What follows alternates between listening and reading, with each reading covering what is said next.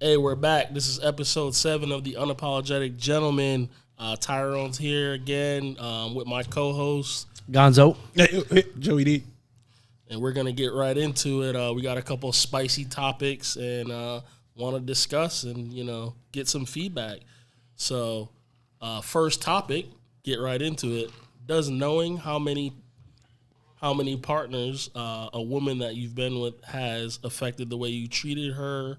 And is there an acceptable number for past partners? Does that affect the way you see her? Are you seeing her in the same light? If you know initially how many people she's been with, or if you don't, and then later she tells you, does that change your opinion about her, or does it just not matter? Me? And, I want to say, Pusha T said once in a Kanye. Now we're quoting Pusha in a Kanye song. We're quoting Pusha T. He said, what did he say? It was in the song Soul Appalled. He said Drake won the battle. Nah, Drake definitely didn't win the battle. He said, I never met a woman that didn't need a little guidance, so I dismiss her past until she disappoints your highness. Where you at with it? Where you at with it, Joey? With that verse? No, wait, with the question. Oh, okay. I was about to say spit on that verse. Let's poop on the verse. I don't like anything. I don't like anything Pusha T. Oh, nice. Cut it out. I mean, there's different thoughts there. One, I'd never asked that question, so I don't know how many partners anybody I've ever been with has. I don't ask that question. You don't ask that question because you don't care, or you just don't, or you're scared to know. It's not that I'm scared to know. I don't want that question to be asked to me. That's check. If you don't ask that question, don't get asked to you. Check. Here we go. That's the first reason why I don't ask. Now, if you got asked that question, would you lie? Possibly. Not even possibly. You divide by 3. Like, fuck. Like, wow. Divide by 3. Like, no. The hell are we talking about? I don't ask that question because I don't want to know. I would like to say I'm a bigger man. See you laughing at shit? Goddamn. You guys are dirtbags. Hey, go ahead, man. I would say this. I would say it wouldn't bother me. And I'm simply saying it won't bother me because I take everybody at face value, and then I tend to learn more and more about someone, and that's what makes me want to be with someone. I've been with people who are just genuinely nice people, and I try to do it that way. So now, would you ever be? Bother me that way. Now, if let's say you start to like this girl that you're with, this woman that you're with, you take her home first time you guys, have sex, yeah, and she's just doing some wild shit. Love it. I know, but I'm saying, are you thinking to yourself like, hold up? Nope. She must have a lot of experience. Nope. No, you're not thinking about that at all? No, because I'm nasty, like with capital letters. Wow, so hey, yo. Doesn't bother me. I can't judge you if I'm the same way. How the hell am I judge you? So you got that from experience then? I don't know if you want to say I got it from experience or not, but I can't judge somebody if I'm the same way. Like that just doesn't it's you know what I'm saying? Like that's how I look at things. You got to look at yourself and say, hey, how are you judging somebody if you looking the same way? This is a tough question for me because on one hand, I don't want to be a hypocrite, but on the other hand, I know that it's affected me. And now I don't necessarily outright ask. I've never asked someone how many people they've been with. When I was younger, it would bother me. Yeah, but I've never asked. Like I've never asked a girl, how many people have you been with? Right? I've never asked. But for me, a lot of it comes down to in the manner in which I meet someone and then what I initially think of them, right? Because in my eyes, now this is not talking about like just hooking up with someone. I'm thinking about if I want to be with someone, be exclusive. Like for me, if everyone has access to your private parts, why would I single you out to put you on a pedestal? That's how I look at it, right? Because if I can easily access your private parts, then there's no reason necessarily for me to take you to that next level. And I know that sounds bad, but for my psyche, like I can't necessarily look past that. Like if I know a woman has been with lots of people, or the perception of it is that she's been with lots of people, like subconsciously I'm not going to treat her the same. I know I'm not. Like and obviously I'm married, so it's a little bit different. But like my wife is a prude, right? And that was Pruitt. No, her last name's Pruitt, but she's prude, right? And a lot of obviously, like when I first met her, I thought she was beautiful. She checked all the boxes for me, but like the fact that she didn't know me, didn't party, didn't drink, I never saw her, like, was appealing to me. Yeah, but I think a lot of men like that exclusivity. Absolutely. Absolutely. And I think that's the truth, though, because Absolutely. let me ask you something. Would it bother you? Oh, hold on. Would it bother you if would you wife up somebody that you knew was promiscuous and like caught a lot of bodies? Would you wife somebody up like that? If you knowingly knew. But I think it's also different when you know the bodies that the person has. That's a complete. No, that's a whole different thing. If you just met her and obviously, because let's be honest, right? If you meet we're 35, all three of us, right? Thank you. If you met a woman and she was 33 and she's single, I'm assuming there's a certain number of bodies that she's had. But there's a difference. Now, what if it's acquaintances? Some of those bodies are acquaintances. Exactly. That's a big. It's different. You look at it. That's what I'm asking. That definitely affects your thinking. That's a no. 100%. That's a complete no for me. 100%. But if I don't know her, like, what is it? If I don't know her, I just met her today. I can't sit here and judge her who she's been with. Like that's retarded. I can't do that. I don't think it's retarded. I think that's retarded. Because everyone judges in whatever ways. Well, that's not something that I judge on. I just don't. You know what we've all been a part of at what point of our lives? We've all been a part of to where you're with your significant other, and whether it's a guy coming up to your significant other and saying hi, or a woman coming up to you and saying hi to you, we've all been a part of the situation to where you've probably had some type of sexual relationship with that person that's saying hi to you right there in the moment in front of your significant other. I'm sure that's happened to everybody. Yeah, it's happened to me once or twice. So how would you feel if you knowingly are dating someone that you feel like has, let's say the conversation has come out and they openly have told you like, yeah, I've caught this many bodies, and then a certain amount of dudes come up to when you guys are out and just start coming, or would you be like, that's going to create insecurity? I'm saying, but would you be like, damn, is this one of the bodies that's going to create insecurity? Okay, so I have a question for you. I would think so. If the conversation comes up, right? Is there a number in which, because obviously, like the older a person is, the numbers are going to go up, right? So say, what's the number where you would be like, what's the number where it would turn you off? Fuck, I don't know. 500? I don't know. 50? Of course, 50, 500. So possibly. If a woman was 30 years old, right, and she told you she had 50 bodies, would that concern you? It seems like a lot. It does. Yeah. But I mean, I would. But at 35 years old, let's say if you do the math on that, like it's 20 years. We're talking about. That's what I'm saying. But I would say a lot of the dudes that I know, 20 years. A lot of the dudes that I know and that you know, and probably that you know that are in their 30s, have 50 bodies or more. Is that a fair statement? And then why would you? If that's the case, then why would you judge? How can you judge? How can you okay? How because you still have the ability to judge. You do. You can make. You guys think it doesn't make it right. I'm not saying that it's right. Okay, is it different? Is it different when a man has 50 bodies and when a woman has 50 bodies? I think it is society. Society looks at it differently. Yeah, but that's what society looks at it differently. But it's not different. It's not. It's different hypocritical. At all. It is hypocritical. But I know in my heart of hearts, like that's always been something that affects me. But it's not necessarily that you have a lot of bodies. It's the fact that in my eyes, you're allowing way too many people to have access to you. Now, what if there's no exclusivity? Now, what if she only has 8 bodies and she told you it was 3 at the same time? Again, doesn't bother me. Don't bother you. No, that doesn't bother me. That doesn't bother you? That doesn't bother me. Again, she told you she got 3 bodies all at once. I'm not having this conversation. I'm not gonna but have I'm this just conversation. saying, if you're drunk and the conversation came up, and she's like, "Yeah, one time in college I had 3 dudes." Just I'm gonna make a decision on this. No, it doesn't bother you. I'm gonna make a decision on this person that has something to do with just me. That's something to do with just me, like me alone. And again, how do you want me to judge that when I've done it? How do you want me to judge that? I mean, I understand what you're saying because. I mean, fairness doesn't. I try to be as fair as I can. I want to say that I could be, but I know in my heart of hearts, I probably wouldn't. Like you telling me that you were gangbang is definitely a deal breaker. That's just a deal breaker. That's a care.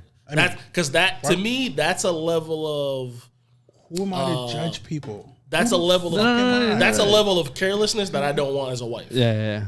Again, I'm married, so it's different. Like I guess.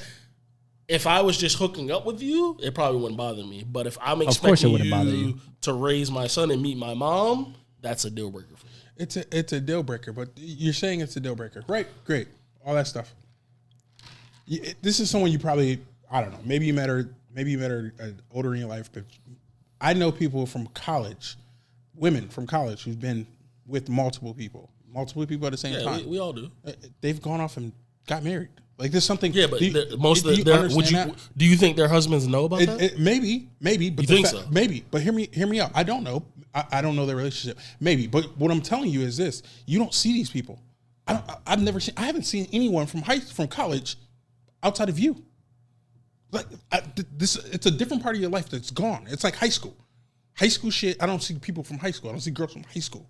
This shit is gone. These people will never be in your circle again. Yeah, but you gotta remember, we're saying you leave the shit behind. We're saying that this information now you know about. Yeah, but I may know it's about different when. But I'm knowing about something that's 20 years ago that these people are not around. She's not around. I'm not around. No one's around. Like these. I mean, yeah. If I lived in Syracuse and never left Syracuse, then maybe that's a whole different game plan because you go to the fucking corner store, you're gonna see somebody. But I live in Florida, I may not. I haven't seen somebody from Syracuse, New York, since I've been here 7 years. Yeah, it's because you're from a different town and stuff like that. But if it was from this, what if it was somebody from the same town that you grew up with that happened? But that's a different thing because now you were talking about people that I can run into. Yeah. We're talking about something that happens 20 years ago with some people that nobody knows of and nobody speaks to, and these people are probably dead or whatever the hell whatever else going on in their life. It's like that's where I am. That's where I am different from. I would say I'm different from you two and speaking about this simply because the shit is a past and the shit is like way the fuck like on the other side of the country for the most part. The hell am I supposed to be judging somebody for what they did on the other side of the country? It's not that I'm judging you. It's just just because she might have been wild in college, does that make her a wild adult? So how many bodies for you would it be to where you're like, oof? It depends on the age. 35. Our age. Oof. There's no number. I don't know what an acceptable number. There's no number, honestly. If a shorty tells you 100, you're okay with it. It's the person. No, it's not about that. It's the person. So you're saying you'd be fine with 100? It's about what. Because if she told you 100, it really is 200. I don't know how many. No. What if it was legit 100? I don't know how many it is, but it has everything to do with how you feel about the person. It has nothing to do with a fucking arbitrary number, like some random ass number. It has nothing to do with that. It has everything. There's to do with a number that's unacceptable, but I just don't know what it is. So you don't have a number then? I not to my knowledge. Because nobody's told me a number that I was like, no, holy okay, shit, so 500. She's like, looks you in the eyes and she's like, yeah, I've been with 500 dudes. Man, come on, like. So I'm asking you what your number is. That's all I'm asking. She may not know 500 people. I'm not asking for you. I'm asking what number would bother you. What number would bother you? 500 would bother me. 1,000 would bother me. So it'd be that much? 700 would bother me. Like this, you're just throwing out a random ass number. I can answer that question. I'm asking you for a number. What number bothers you? Thank you. If you're 35, well, I got to think about it. Because there's not. There's something that you're not going to say. If you're single, right? Say you started having sex at, I don't know, when's the average person start having sex? Say 16, 17. So if you're 35, it's 20 years. 20 years. That's a lot. That's 20 years. If you knock off 3 people a year, what the hell are we talking about? I'm giving you at least. What the fuck are we talking about? There's no number. At least minimum, you're getting 2 bodies a year. Most likely, the average person. You would think so? You would think the average person? The average girl that's good looking is it would probably. That's 50. No, but wait, you know what's that's crazy? 50. So the average, for me, if you were over 50 at 35 and I met you and you were like, oh yeah, I've met with 100 people, like yeah, that would be. You know the average person, if you Google it right now, how much the average person has, how many partners they have? I think it's like 7 for their lifetime. That's extremely low. Yeah, but also I want to see what that number is. I mean, it depends on what you're dealing with. A man has? I get or the average. How many partners does the average person have in their lifetime? Yeah, because there's people with one that have had one. But seven is that's kind of crazy. Not necessarily, because if you're in committed relationships and you're being faithful, that's not crazy. Yeah. So it's all relative. Yeah, that's true. But if you've been single from age 20 to 35, I mean, most likely you're probably having some type of sex. So anywhere between 4 and 8, 2-3 bodies a year is. I mean, Anywhere between 4 and 8. So the average person has between 4 and 8. That's what the internet says, right? Yeah. And then, but that's all. You're South also Florida is averaging- different. South Florida is different, by the way. My body and South Florida is different. You got to multiply that by 2 at least minimum. South Florida is a different animal. But so you're saying 100 bodies is a no-go? I'm not saying anything. I think 500 bodies. I'm not saying anything. You just said 500. I'm appeasing. there's no number. So there's no number that you would be like, I'm appeasing you two right now. No, I don't want you to appease me. I want you to tell me. I don't know. To me, 50. If you're 35 years old, if you're the same age as us, right? 50's a lot. Over Joey. 50 would be too much for me. 50's over a lot. 50, I'm judging you. Okay. 50 bodies is a lot. I'm not judging. No, I'm saying I'm judging you. Over 50. Okay. If you're a woman, you have over 50 bodies by the age of 35, and you've been single throughout. I'm judging you. Okay. Yeah. Well, that's. You've had way too many. Now what if it's a dude and he has 50 bodies like that? Yeah, I mean, You're not judging that though. He's not judging. I'm still judging. He's not judging that. I'm still Perfectly judging. fine with that. No, I'm still judging. You're perfectly fine with that. No, you judging? Yeah. You're judging. that. I'm still judging. Negatively. Yeah, if I had a daughter, I wouldn't want her to be with you. Oh, like I'm still okay. judging you. Yeah. Oh, okay. Yeah, I'm still judging you. Yo, that's funny. Yeah, I'm still judging you. I'm still gonna judge you. That's funny. Yeah, I'm still gonna judge you. I think it literally just comes. I think it all varies. I think it comes down to the person. I think that you let things go when you feel. But she tells you she was in an connection to a orgy. person. She was the only female. You're cool with that. I think That's you not an let orgy, things that's a go. game. That's a gangbang. I think you let things go when you feel something Whoa. about someone. That doesn't make a difference. Listen, just because she didn't tell you, that doesn't mean she didn't have it. No, I'm just- so all of True our story. we can all be in True that story. same No, situation. no, correct. But what if she So told you? just want the What if knowledge. she told you? You But want the we're knowledge. saying that someone if she told you. We're saying that someone It's- told you. so somebody else. So you ran into somebody in California and they fucking told you. What's the difference? There's no fucking difference. You still in love with her? Your ass was in love with her before it happened. You were in love with her before she told you. But now it makes a whole difference because That she changes told things, you. yeah. That does not change things. Because you people think can be that in love changes and then things- find out someone wasn't faithful, and then it changes. That's a completely different thing. You treat you invaded what the fuck is I'm trying to say? You were disloyal. So you're telling me you that hurt my feelings. There's You- people that are engaged with someone, right? Say you're engaged with somebody, right? That you think is whatever you think about Were you this woman, not- right? And then you later find out that she had sex with 300 people before you. Is the engagement still going on? I don't know. I don't know. But Okay. but I don't know. I don't know how you're supposed to say this. This changes everything. When It doesn't change before everything, this, but it changes something.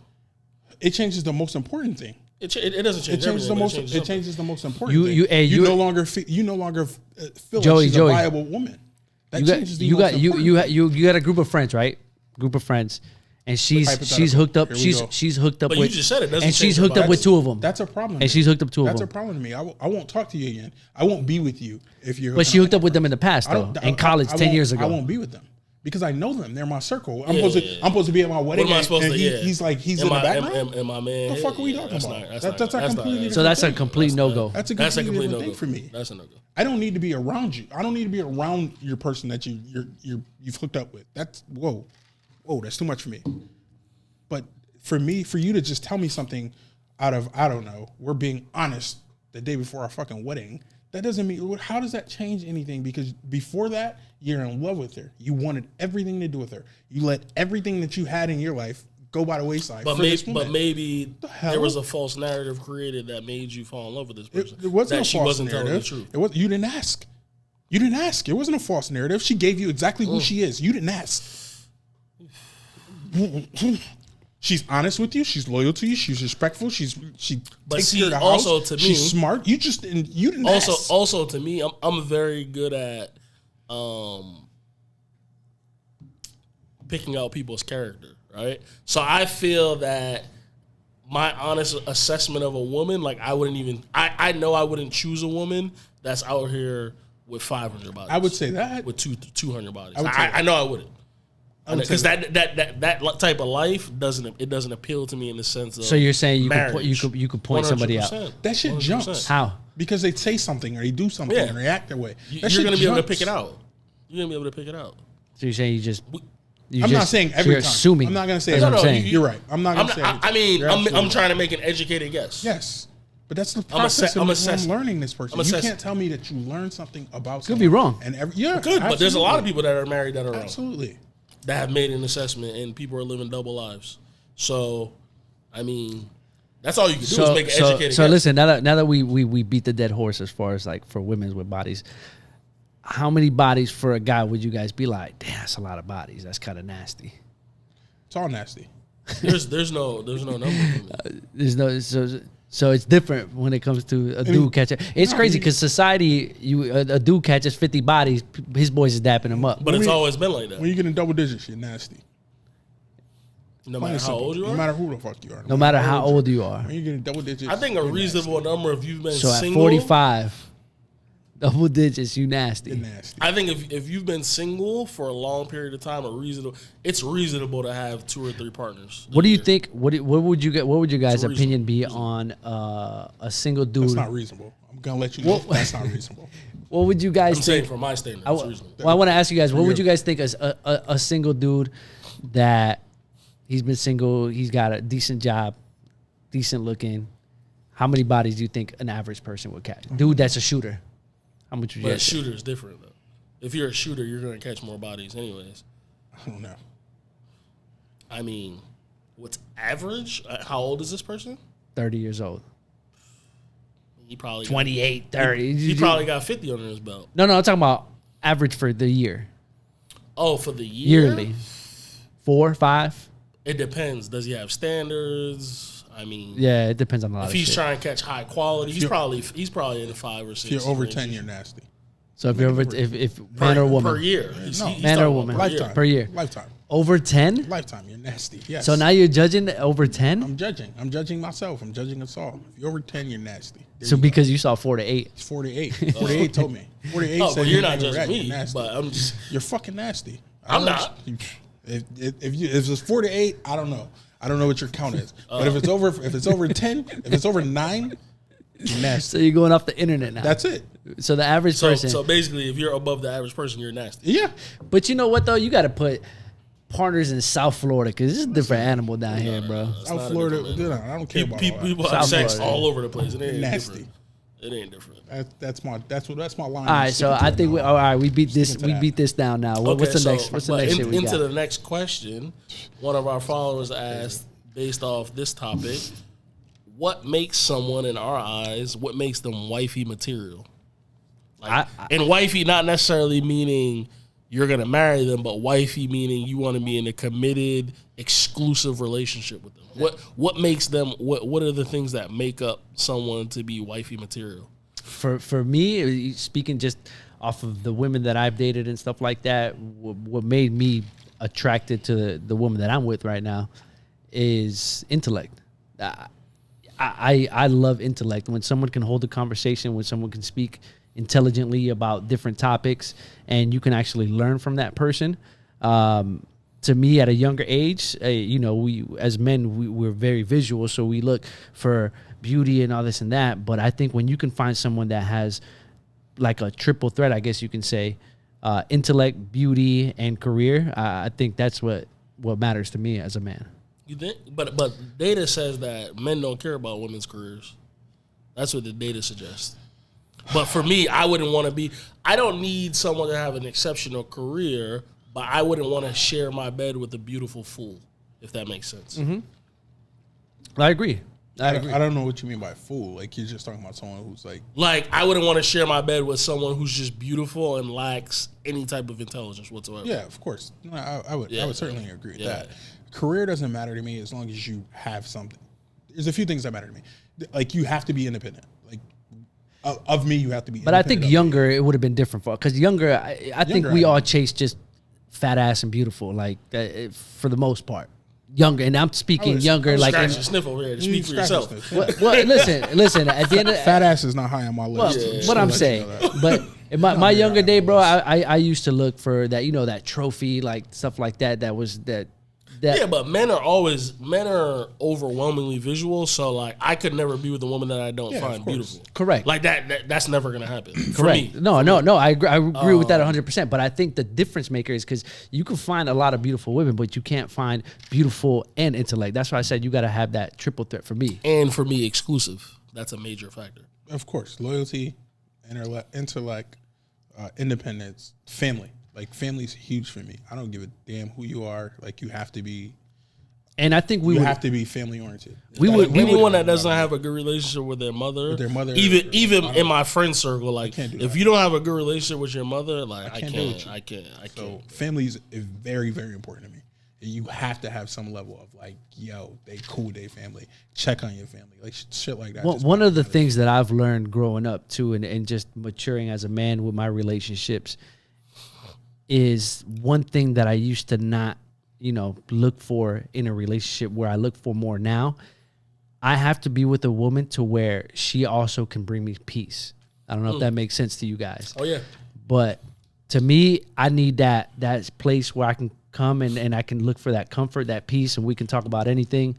And when you find that, man, I think it's rare, man. I think that finding that peace is definitely rare. I don't know if that's rare or if that's just us as men. You find peace in a woman when you are peaceful. When you are peaceful and doing things that I don't agree with that, man. Listen, there's another woman, bro, where she can give you a different perspective, and she can bring your chaos and turn it into. Hear me out. You don't have any trouble in the crib if you ain't bringing no trouble to the crib. That I agree with. That's where peace comes from. Your peace comes from the moment the moment you're no longer bringing trouble to the crib. It also depends on but it also depends on the woman's personality too. Yeah, don't get me wrong, but that personality is someone you already vetted. That's already in there. That personality is already there. Every relationship that you had a hard time with, I'm almost assuming you were a headache in it. But I think, that's just being real. That's being real. Change. Now, and I'm not saying you in particular. I mean, women probably do too, but obviously I'm not a woman. But I think, we've known each other since we were 17. We're 35. I think men change so much as they age. Absolutely. That having a peace of mind from the woman that you're obviously I'm the only one here that's married. But my wife brings me, every woman you're gonna have disagreements with. They're going to nag you. I think that any woman that's good, that's going to uplift you and take you to the next level is going to get on your nerves at some point, because a woman making you better is sometimes going to aggravate you. Yeah. I think.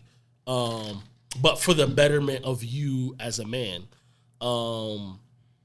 But yeah, that piece that you just come home and there's no drama, but you have a good point. That means a lot. When we're younger, we bring a lot of drama on ourselves. We bring a lot of drama on ourselves as young men. That's what I've learned because we don't mature as quickly as women. So we do bring unnecessary drama. But obviously there are outlier women who are just ridiculous. Yeah, but I'd highly doubt those are the women us three are choosing.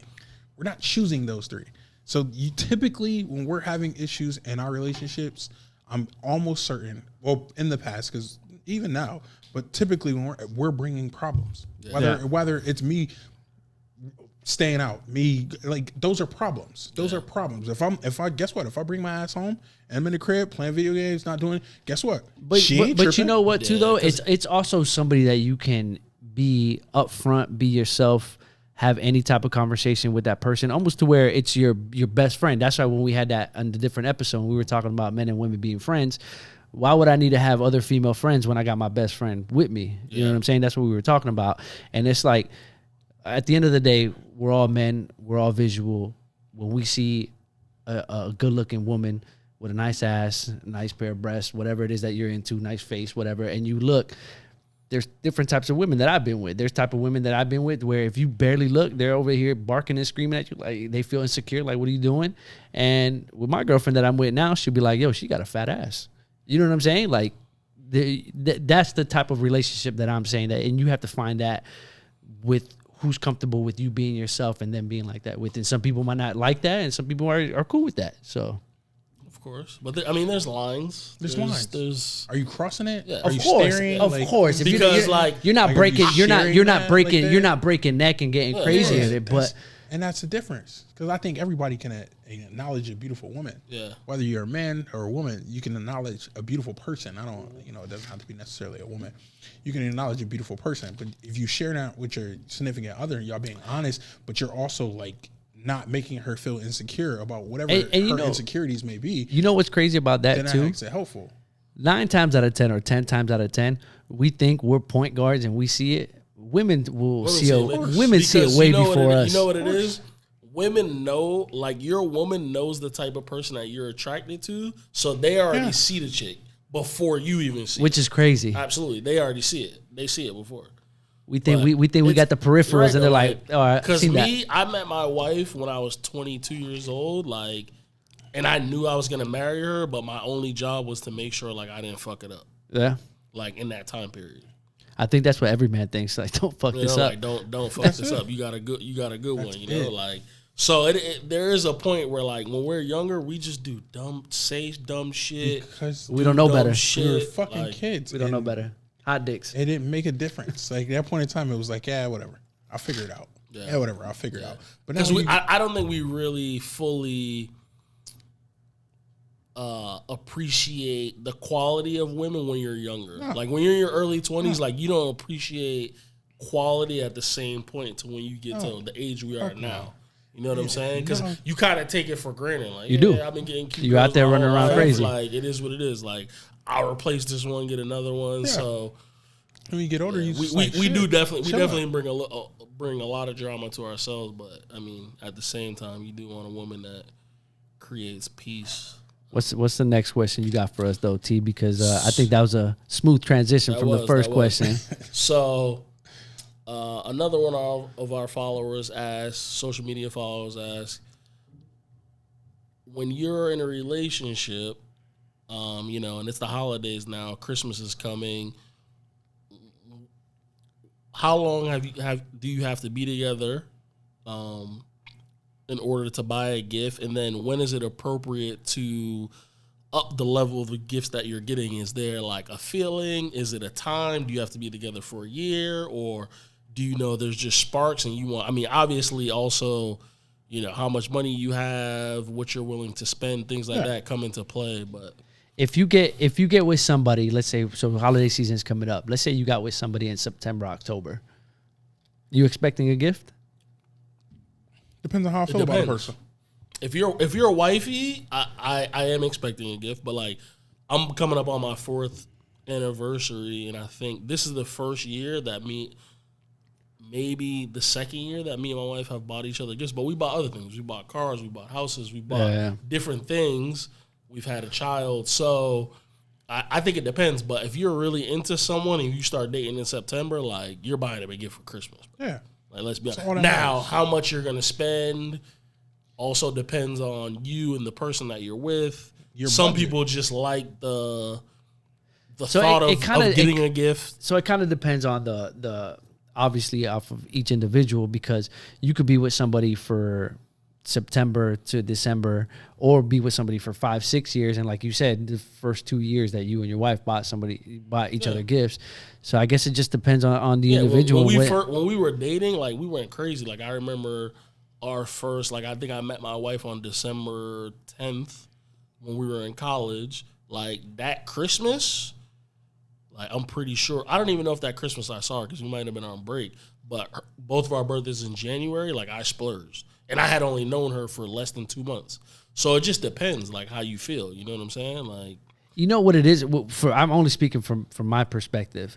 I've never been big on holidays and birthdays and stuff like that. I'm not either. So like to me, it's not a big deal. But you sometimes, like I've caught myself even with my son to where I'm like, it's not a big deal to birthdays and holidays and all these other things that are a big deal to other people. Sometimes you have to be selfless, is what I'm learning, and make it a big deal for them because to them it's a big deal. Holidays. So I guess it depends on the individual. Holidays and birthdays are for women and children. Yeah, like it's. And I'm not even gonna lie, I'm not a Christmas. So you guys think all men like, feel the same way that we feel right now? I don't know if all men do, but like, because I don't give a shit about my.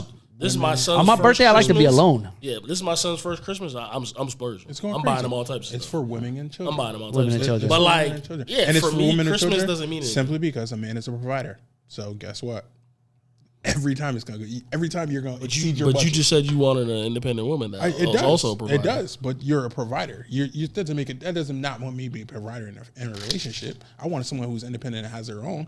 But I'm not. That still doesn't take away from me being a provider. Okay, so let me ask you: if you're buying that at all, if you're buying a gift, right, and you're spending a decent amount of money. I don't know what people consider a decent amount of money. But if you're buying a gift and you're spending, so say you buy a gift for your woman, right? And it's $500, $300, right? But your girl gives you a gift for $50. Are you hot? Doesn't bother me at all.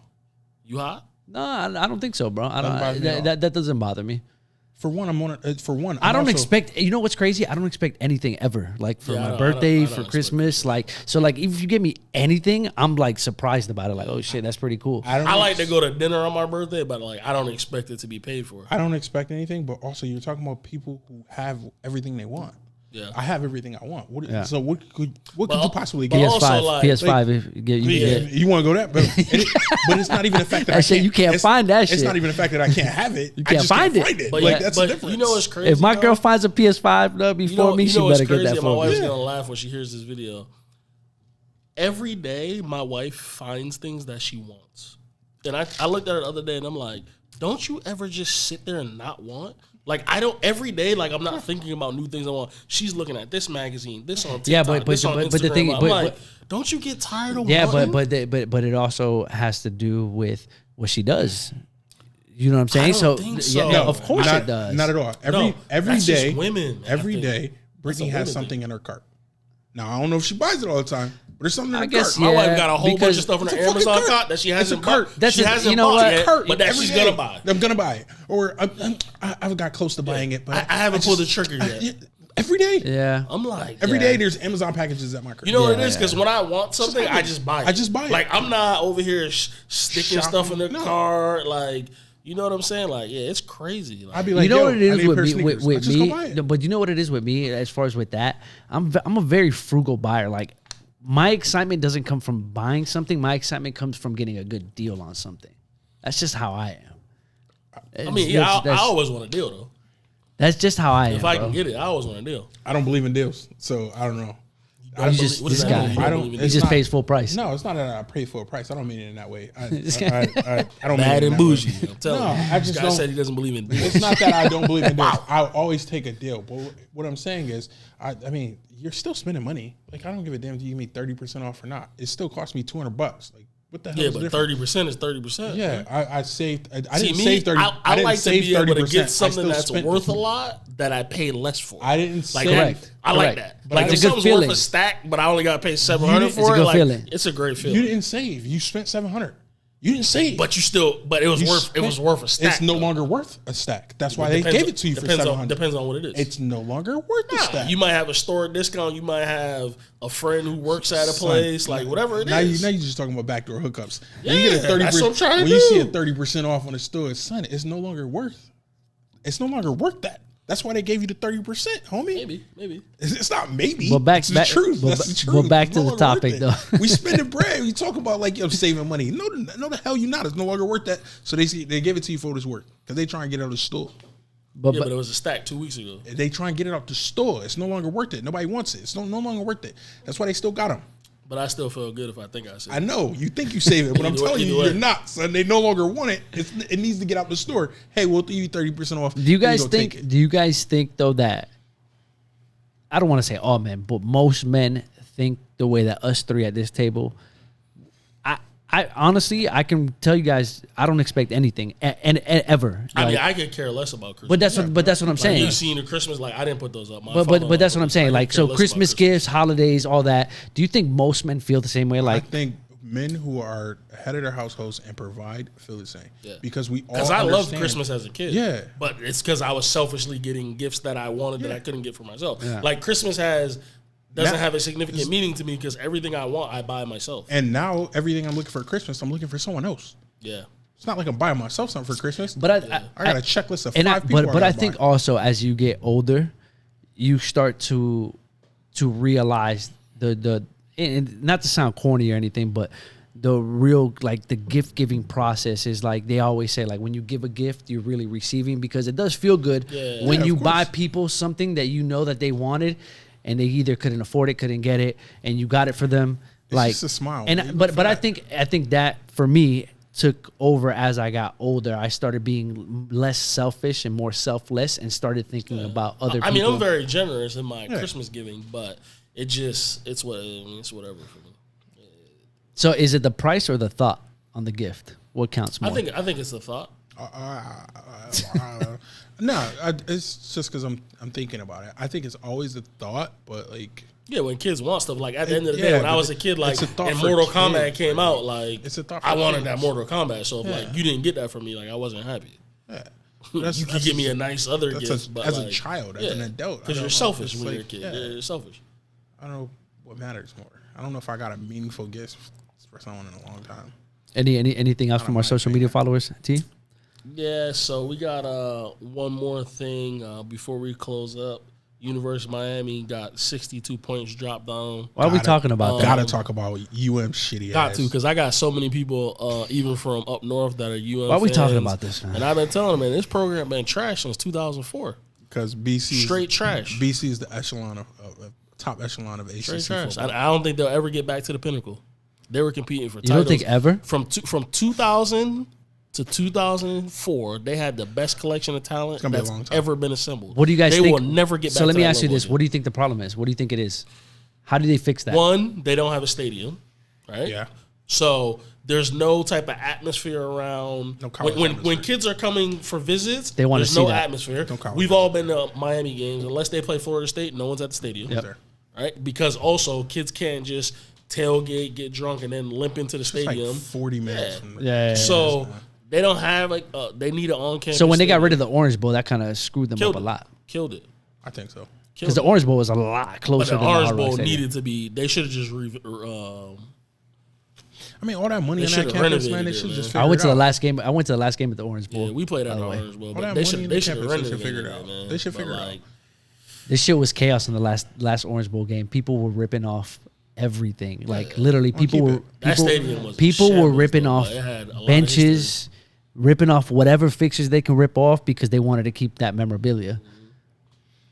What do you guys think in terms of the 5 greatest players that ever play at UM? Who Sean Taylor's the first one that comes to mind. I'll go with my 5. I think I got it right here. I go Ray Lewis, Ed Reed, Edgerrin James. I hope you put Sean Taylor in there. Andre Johnson. I'm from down here, bro. Put Sean Taylor. Sean Taylor would be my 5th. I'm slightly biased on this. So Ed Reed, Ray Lewis, Sean Taylor, Jonathan Vilma, DJ Williams. I'm just biased. I have a friendship. I mean, but you know, 4 of the 5 guys I named, they can't though. I don't care. Oh, fuck. I mean, that's why I was actually. You know what? Like Sean Taylor is a great shout, but our greatest all time, Michael Irvin's probably ahead of him, and he's a Hall of Famer. Ahead of Sean Taylor, he's probably ahead of him. Well, I mean, now if Sean Taylor would have finished his career, rest in peace. No. But we're talking about UM. Hold on. Don't get me. Yeah, I was just about to say that. Don't get me wrong. They got busy in the league. All that. We talking about UM. But I'm saying people that played at UM. All that, no. All those people went to work. But what? Yeah, no, of course. All of them went to work. We should be basing James went to work. We should be basing. So no, we all agree. We all agree that UM is the best. Michael Irvin went to work. We should be basing this off their UM career. Not off what they did in college. All the 5 dudes. I mean, in NFL, not off what they did in NFL. All 5 of college. It should be what they did in college. Yeah, those guys were all ACC players. Yeah, but Big East players. That makes it a little different. It almost makes you guys saw Sean Taylor play in person. Shit, forever. But that's what I'm saying. You guys saw him in person when you guys were kids. Where do you guys rank him as far as the best person you guys have ever seen with your own 2 eyes? He was the best college player I've seen in person. College player that you've ever seen personally in person. What made him special? I mean, he was a physical specimen. He had the football IQ, and he just had the attitude. He had the swag, man. When you seen that visor that had the shine on it, you knew what it was, man. Had the gold teeth in his mouth, but was making plays. He had everything to back it up, and he had the IQ to go along with the physical talent, and that's what a lot of people miss. I think he put those 2 things together. That obviously, like, I think Ed Reed's the best safety that ever played, but like because of his IQ. If he would have played 10, 12 years in the NFL, who knows what Sean Taylor would have been? Because he was 6'4", 230 pounds, linebacker playing safety, ran like a deer, hit like a linebacker, and I don't know if he had the intelligence of Ed Reed, but it was up there. It was damn close. And obviously, you played for Greg Williams, who also was on a team that drafted Sean Taylor. Greg thinks highly of course. Right? So, but and I want to ask you. So, Sean Taylor, when you saw him play, what was your first thoughts initially? You were a freshman, right? You were a freshman. He was a senior or a junior? He was a junior. He didn't play his senior year. No, he didn't play. He came out. I think he was like the 5th overall pick. Yeah, it's like seeing one of the best players that played college football. I don't know. I guess when I think about it, he was probably the best player I've ever seen play in college football. Wow. Yeah, but that's also but you've also seen a lot of good players that went to the league too. That's limiting. That's not D'Angelo Hall. Like when I saw was special. Pac-Man, I saw in person. He destroyed us. But when I think about it, there's a couple people that were seeing special, them in person. We were talking about the ACC at that point in time. It wasn't like it was still the Big East. It was the Big East or the ACC because we were talking about when we were in college. I'm saying when we saw Sean Taylor. Yeah. So listen, I want to hear your guys' opinion right now. I'm a UM fan. Players there in there that you're like, yo, that person is great because we didn't play against anybody in SEC. Yeah. Anybody in Pac-10. We played against Reggie Bush this time. I'm just saying when I specifically. Reggie Bush was a problem in college. Seeing that Reggie was. So, but this is what I want to ask you guys, especially me being a UM fan, being that we're in South Florida. You said stadium. What else do you guys? If you had the keys to the car, what would you do to fix the program? I would give Urban Meyer whatever you wanted, and I would hire him to turn the program around because he was undefeated at Bowling Green, undefeated at Utah, that's the way to undefeated do it. At Florida, undefeated at Ohio State. Instantly, your offense will be in the top 10 ranked in the country, and he knows how to recruit. Right? I coached at American Heritage. I seen that man come recruit people. He knows how to recruit. What made him a good recruiter? I want to know that. What made him a good recruiter was I think he was just very direct, and he just one of them guys that resonated with young black kids, man. And at the end of the day, like, if in America, when it comes to football, obviously, I mean, if you're not getting a young black kid, I mean, you're going to struggle at the Division I level. I think he was ahead of his time with his offense. That's for one. It also helped that he had the talent. He had talent, but recruiting. Talent. So what made him resonate? But what made him resonate to a young black kid though? He had Alex Smith. But what made him resonate? Did he recruit Alex Smith, or was Alex Smith there? No one knows. It's like forever ago. We can find it out. But I'm saying that's forever ago. I mean, he had 10 teams. What made him resonate to it? Who knows? And it's not hard to recruit at Florida. Of course, depending on the program you're at. We're not going to see. But my point is that he went undefeated at Bowling Green. Yeah, but it's he not went undefeated at Utah. Florida. He went undefeated at Florida. I don't know what he had at Bowling Green. Yeah, he went undefeated at We know he State. had Alex Smith at Utah. He had a decent quarterback at Bowling Green. Not a league. When you get a first round, when you get a top 5 pick to drop in your fucking lap. Hey, whoa, at Utah? Whoa, you might win some games. It's not like you're playing anybody, but you might win some games. But they went undefeated. Great. But again, you're not playing anybody. You might win some games. Yeah, but they went undefeated. You have a top 5 But he's went undefeated at every program he's been at. Okay. Do you think if he was at UM, he could go undefeated? I think he would eventually go undefeated. I do too. But you drop him off at UM right now, they're going to get their ass beat. I don't think they get the ass beat right away because, one, the transfer portal, right away he's going to get a quarterback that's either not playing or doesn't like his situation. You drop him off. Or he's going to get a top recruit. So what made him... At UM, they're losing 3 games. You know what I think it is? I think he just... Because at the end of the day, it's recruiting. I think he really understood, what kids were looking for. I think he understood how to talk to people. Ahead of his time. Where do you think he got that from, though? He was just probably years of coaching, years of being around guys, because Pete Carroll had that. No, but years being about black kids, because that's specifically what you said. But Pete Carroll had that same. Pete Carroll had that. Just said. That's what I'm saying. Of course, Nick Saban has it. Pete Carroll had that same thing. Like they just resonate. Obviously, like when you could go into a house and say, "Listen, everybody that starts from you goes to the NFL," it's a different conversation. It's a different conversation. Because when he was at Ohio State, if you were starting for him, like you're going to the NFL. Nick Saban comes in your office like, hey. So you think Urban Meyer changes? Urban Meyer changes any program he goes to. 100%. So that would be if you were the if it was me, I would try to figure out a way to make that man the highest paid coach in the college and get him out of retirement. Why is he not? Why is he not coaching anymore? Something happened, right? Health problems, right? Yeah, I think he was having like migraine issues. But listen, if I'm giving you $10, $12 million a year, the migraines will go away. Yeah. Those migraines will go away. He's not in it for money. Yeah, I mean, he's made all the money in the world coaching. So, but I that's what I would do. I would try to. What do you think, Joey? That's what I would do. To turn the program around. I mean, that's the best option. But guess what? That's utopia. He's not coming out of retirement. So like you're dreaming. I don't know who you go get. I don't know. You pick somebody from. I'd say so coaching turns programs around, basically. 100%. Of course. I think you have to pick somebody from either Ohio State, Clemson, or Alabama. But I would stray away from Alabama. I would go Ohio State or Clemson. I'd pick their coordinator. So regardless of the stadium situation, coaching would turn it around. 100%. Yeah. Because most people are system players. If you put people in the right system and make plays, and his offense is proven to work. I think they have to start playing the teams in Florida, which they already play Florida State. Who hires coaches in athletic director for University of Miami? Go hire Urban Meyer. She can't. They have to hire. They have to beat the teams in Florida, which is very difficult for them to do because Florida's not. I don't know. Apart from getting Urban Meyer, I don't know. That's the thing. Like, do I like the coach that they have now? Not necessarily. But who do you go get? That's gonna be because they went and got Mark Richt, who left Georgia. He wasn't the answer. That was never a good answer. Mark Richt was 8-8 at Georgia. No, I'm saying he was an average coach at Georgia. He wasn't the answer. So he was just I don't know who you get. He was a homer. Apart from obviously like Mac Brown came back to North Carolina and he's doing. Why would someone like Nick Saban fail with the Dolphins and then go turn a program? It's different. What's the difference though? That's what I'm asking you guys. I don't know. I never played at your guys' level. You can't recruit people. It's the league.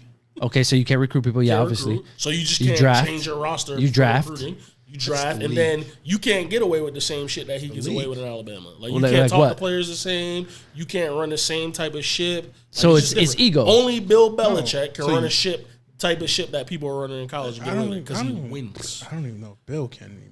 No, Bill was. You don't think Bill can? I don't know. If Bill I don't know right anymore. now if he can because Tom Brady's I don't know if Bill can anymore. Bill kept switching everything around, but the only constant was Tom. And for some reason, they kept fucking winning games. The shit is different now, Bill. That's what. Now we're talking about this topic right now. This is we're winging this topic right here. Was it Bill Belichick or Tom Brady? I think it was a combination of both. No, I want to out. Don't ride the fence, T. It was. Don't ride the fence, T. Listen. I think Bill's and a combination of the. I think Bill's a great coach. I need an answer on one side of the fence. Bill's a great coach, but I think it was more Tom than it was Bill. Okay, and I think it's more Tom than it was Bill simply because I think Bill's antics are like all over the place, and they hurt a team. Brady, they hurt a team, but without Tom Brady's the only thing that kept that shit together. So Bill can be going off on his fucking tangents and making everybody feel uncomfortable or whatever, however he does it. But Tom Brady was the only one that constantly said, "Hey, yo, young man, come on, young fella, I got you. Come on, young fella, I got you." He no longer has that. So I don't know if his antics. Because when you got 6 rings, people. As a player, people tend to listen. People listen. Tom Brady was probably telling guys, listen. I know he's getting on you. Don't worry about it. Yeah, we got this. We're gonna make this happen. We gonna win. Don't worry about it. I'll talk to Bill. Like shit like that, which works. Because you can see players that left the Edelmans. So listen to me. Don't ride the fence, T. Tom Brady or Bill Belichick. Who made that? It's tough. I need answers, Sway. Because a lot of them championship teams, they had great defenses that had nothing to do with Tom Brady. That's nothing to do with Tom Brady. I think Bill Belichick, especially in terms. Give me a percentage. I would probably say 60-40 Tom. 60-40 I'll probably say 60-40, but because Bill's not a great drafter, but he's very good at recruiting people from other teams that people think are washed up. Getting them in the system to make things work. They're very good at that. Yeah, but that shit Josh McDaniels is very good at that. That shit worked when Tom Brady was there. Yeah. Shit ain't working. Yeah. He's the greatest. Yeah, but Tom can make a 7th rounder look at receiver look great though. Now no, you need to catch the ball and play. You still got to run routes, but shit ain't working. Will the Patriots win a Super Bowl in the next 5 years? No. 10 years? Maybe. 10 years is a long time. Bill won't be there in 10 years. Hell no, he won't be there in 10 years. And they might not win another Super Bowl for 50 years. They've had. Listen, I'm from Boston. I told all these Patriots fans, like, you guys had a great run. Like, don't listen. Everyone's complaining about Cam Newton, this person, that person. I'm like, you had a great run. 20 years, y'all were the flagship franchise. Like, now it's time for you to come back to mediocrity like everyone else, and you'll have good year this year, down year this year, good year. That's what everyone does. The chances of them finding another franchise quarterback, slim. Carson Wentz to them? Can Bill turn him around? Bill ain't holding that $27 million for Carson. Bill ain't holding that 20. No way. No. Only way. Should Bill's, Bill hold that 20? Yes. Only way Bill's Will picking Bill up Carson if Carson get cut. Yeah. If Bill ain't taking that 27 million. if Bill Belichick gets his hands on Carson Wentz, can he turn him around? He needs more. He still needs more. They got no help though. Because the same problem in Philly. No, they got no weapons. Yeah, Patriots same problem in got no Philly weapons. being the same problem. That's why I feel sorry for Cam Newton. Yeah. Like this, the last game told me, right? They played the LA Rams. They were down 17 at the half, and he only had 16 pass attempts the whole game. So that tells me you already know offensively, dropping back to throw the football is not gonna work. Now, if you remember when they were down against Seattle, he threw for 430 something yards, had 3 touchdowns, but they had Edelman, they had a couple other guys that were healthy that aren't healthy now. So they know they ain't got. Yeah, they're just trying not to get him beat up. Yeah, they're trying not to get embarrassed. Because you throwing 16 pass attempts when you down by 17, you're not trying to win that game. You're not. You're not going to tell me that Cam Newton is such an incompetent passer that he's going to go 10 for 16. You're just not going to attempt to throw the ball at all. You're not trying. But I feel bad for Cam. in Philly, I feel bad for Cam. they kept trying to win games. So you were exposing all the bad decisions that Carson Wentz was making, and the lack of talent he had was being exposed because Doug Peterson was calling the game like they had top-tier talent out there. This man's throwing the ball 40 times a game. He's throwing 3 picks a game, and you're wondering why. You're throwing the ball 40 times. Yeah, you can't. Got no talent. So you guys heard it here. Bill Belichick 60-40. I mean, Tom Brady 60-40 gets I would credit. say 60-40. What would you say? I'm saying Tom Brady, like 80-20. 80-20. Yeah, fuck that. Yeah, Tom disrespectful Brady, 80-20. I'm not being disrespectful to Bill because when Bill had them there and he had its core pieces intact, he was making things happen. Well, this year right now shows me what. How long does Bill have left? Yeah, but they got what? Seven starters out? How long does Bill Belichick have left? Man, as long as he wants. As long as he wants. He's not getting fired. He'll never get fired? No, never. Fired. Never. They could fire him. Never. What if for the next? What if for the next? They're third. So what if third place in this What division? What if the next 5 years? The division's good this year, though. Third. Finally. Division's not good. They're third. The Dolphins have won 6 games and they haven't beat. They won 8. They won 8. Dolphins are what? 8-4, so 8-5? they've won 8 games. And the Bills just beat Pittsburgh. Are we done talking? They've won 8 games and they haven't beaten anybody with a winning percentage. So I want want to play the teams in front of me. So hey, look. You haven't played the Bills win They've 9. won 8 9, games, 9, and they haven't beaten anyone with a winning record. They've won 8 games. Bills are top of the division. They beat a couple good teams. They've won 8 games and they haven't beaten anyone with a But winning listen, record. I want to. So don't tell me. But the Bills have beat a couple good teams. But the Bills have. The Bills have. Yeah. But they're top of the division. They've won 8 games and they haven't beat anybody. 9 games. They just beat the Steelers yesterday. I'm talking about Bills. the Dolphins. fucking Dolphins. 8 Dolphins games. haven't beaten anyone with a winning record. So Bill, guess what? I want you guys Guess to know. what? Jolan has an agenda against the NFC East because he claims that the only reason Tom Brady's went to so many Super Bowls, the AFC East. the AFC East is because the division was shit. Trash. The division is trash. Of course. But you're telling me why haven't Bill? It's called an agenda. Bill, you got to win these games. Bill, you're playing the same teams that the Dolphins are playing. So if Bill Belichick goes 500, it doesn't make a difference. Is their roster as good as the Dolphins? If you're coaching, but is their roster as good as the Dolphins? If you're the coach, is their roster as good as the Dolphins? Is their coaching staff as good as the Dolphins? What the hell? You're the coach. But is their roster as good as the Dolphins? Is their coaching staff as good as the Dolphins? Is their roster? Is their defensive roster? Yeah, I think it's just as good because they got 3 starters. Their best player on defense ain't playing. Well, the second best player on defense ain't playing. They have some of the best defensive backs in ball. That's where football is. Patrick Chung ain't playing. That's where he's one of their best defensive backs in ball. They have the best defensive backs in the AFC East. They have the best defensive backs in the AFC East. You should be winning these games. The Dolphins have 8 wins. What the hell are we talking about? You should win the same games the Dolphins win. You should at least have 8 fucking wins. Without bias here, without bias here, because I know you guys played with Flores at Boston College, right? In 5 years, what are they saying about Brian Flores as a head coach for the Miami Dolphins? Good things. I think I'll have the shit running. Good things. Be the best coach y'all had since Don Shula. You get quarterback, you got young talent, you got good defense, and you got 2 first-round picks and 2 second-round picks coming up. And you got picks and stash. He's in a great situation. Great things. As long as they don't fuck it up. Based off of you guys playing with him as a player, what's making him excel as a coach with the Dolphins? He's a no-nonsense type of person. He's been in the Patriots organization for 15 years. Yeah. So he knows what a winning roster looks like. He knows what a winning mentality looks like. And he knows how to coach. He knows how to coach. Coaching. What was he doing with the Patriots? All that. He was in scouting, then he was in coaching. Oh shit! So he spent 15 years over there. Wow, I didn't know that. So right out of Boston, college, that's what I was gonna say. He was. Up and down that shit. So that's what. So he knows. He's seen excellence. What the premier organization in sports in America looks like for 15 years. Yeah. So he knows. So that's probably one of the best hires that the Miami Dolphins has done in a while. Like you said, you just said Don Shula. You just said Don Shula. The best coach they've had since Don Shula. No doubt about it. He's ahead of schedule. No one thought they would. No one thought they'd be 8-4. Nah, he's ahead of schedule. That defense, the way they're playing right now, and you know what's crazy? Tony Romo. We were talking about Tony Romo earlier. Tony Romo was pointing out in yesterday's game. I was watching it.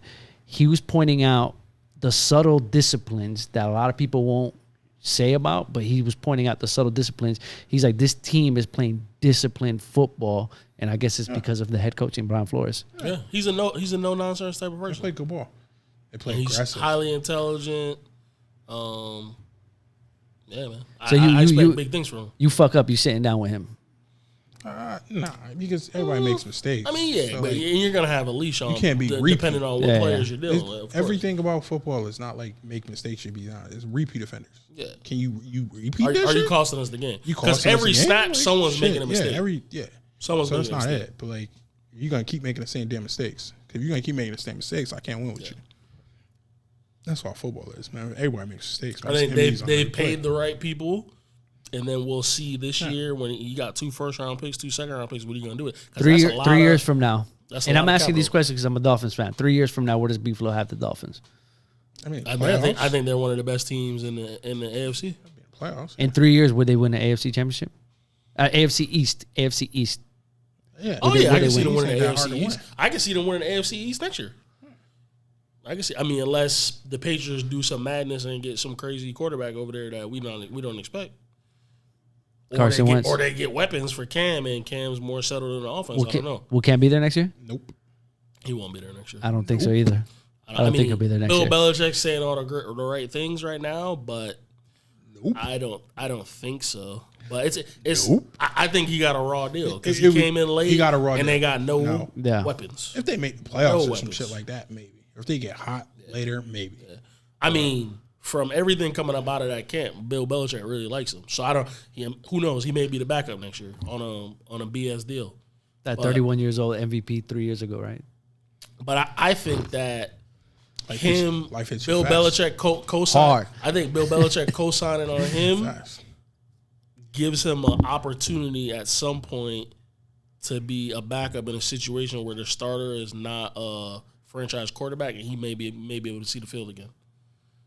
Like, be a backup for a team that doesn't have a franchise quarterback. No, because every time, any team that he goes to, he's going to go to a team that doesn't have a franchise. That's what I'm saying. So that's by design. It has nothing to do with Bill.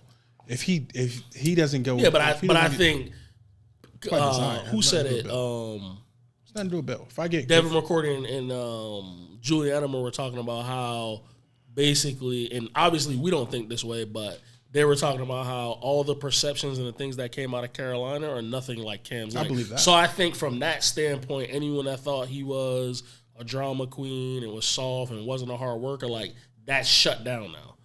So I think that's a little bit different. Help him. Like, it's definitely helped his perception. Correct. I think. Yeah. He hasn't played as well as I'm sure he would like, but I think in terms of, because you know, in Carolina, everyone was talking about he was a crybaby. People were talking about he's a crybaby. No one cares. I think no one cares. He hasn't won. He hasn't won. They're not gonna win. So they're not gonna win over there. No matter who they got over there. End of the year, they're gonna have a early top 10, top 15 I don't picks. think Bill's gonna draft a quarterback though. I mean, he shouldn't. He wouldn't. That's not Bill. So he's just dropping. You don't think he'll draft a quarterback? He'll drop in the draft. I think he'll find someone at free agency. He'll find somebody. And he'll go from there. Just take one of these middle of the road quarterbacks. He'll find. And Cam won't be there. Cam would be on someone's backup. He'd be someone's backup competing or some shit by design, and he may get another opportunity. Yeah, I think you will. It's simple. I think you will. It's simple. You can't. What are you going to bring back a quarterback? Y'all win 8 games. If they win 8 games, you going to bring back 8-8. Trevor Lawrence going to the Jets. Hell yeah. Jets does already bought his ticket. Does he go there or does he pull Eli? No way he pulls Eli. The Jets are already bought his ticket. And he should not pull Eli. I keep telling you this. The Jets organization. If you look at the next 6 picks, where in the hell is he going to go? The best pick for you to go to is the New York Jets simply because, one, they need a franchise quarterback. 2, you're in New York City. Too much pressure, everything. No, everything's at your. The marketing dollars is gonna be crazy, but yes, you don't get out of. A bad you don't get out of New York. Great situation financially. Bad situation. It's exactly what Eli did. Eli got the hell out of San Diego to go to New York. Yeah, because it's San Diego. You don't get out of fucking New York to go to fucking Jacksonville? Yeah. Jacksonville's the next pick. Oh, shit. I'm going to turn down New York. I'm going to turn down the Jets to go be the quarterback at the fucking Jacksonville. You got to be kidding me. No, he's going to the Jets. You never know what people are thinking. I don't think he would literally have to turn down the next 3 teams. No, I'm not going to New York. No, I'm not going to Jacksonville. No, I'm not going to Denver. Like, you have to turn down fucking 3 teams. No way, bro. You're going to New York. Like, it's simple. Or does he stay in college? Hell no. Nah, he's not he already said he's not. But take the money. That's silly. Take the money. There's nothing. Take the money. Graduating too. Go to New York. Go to New York. They'll build a team around you. They got cap space because they're gonna get. They already got rid of Le'Veon Bell. They're gonna get what they should do. Jeez, I shouldn't be talking like this. They should just get rid of all of everybody who high paid. Get your ass out of here. Get your ass out of here. Ship them the hell out of here. That old GM who made all those bad deals, ship your ass the hell out of here. Matter of fact, no, I'm talking like that. I don't give a damn. The middle linebacker, CJ Mosley, I'm sorry. We paid you $85 million. Your ass is out of here. I don't know what to tell you. They already got rid of Le'Veon Bell, who they paid a shit ton of money. They already got rid of Williamson, who they paid a shit ton of money. You paid all these people money. You can't get any pass rush. Yeah, they have nothing. Hell no. Ship their ass out of here. Get some draft picks for him. Pretty much the whole time he's been here too. Ship their ass out of here. Get some draft picks for him. You probably can't even trade CJ Mosley right now. Fuck, he's been hurt all the year before. He ain't played last year. On that note, does that wrap us up, or do we have any other questions? That wraps it up, man. Unapologetic Gentlemen, episode 7, man. It's a wrap. Save the Jets. Yeah, man. We'll get back with you guys. We appreciate it. We out. Save the Jets.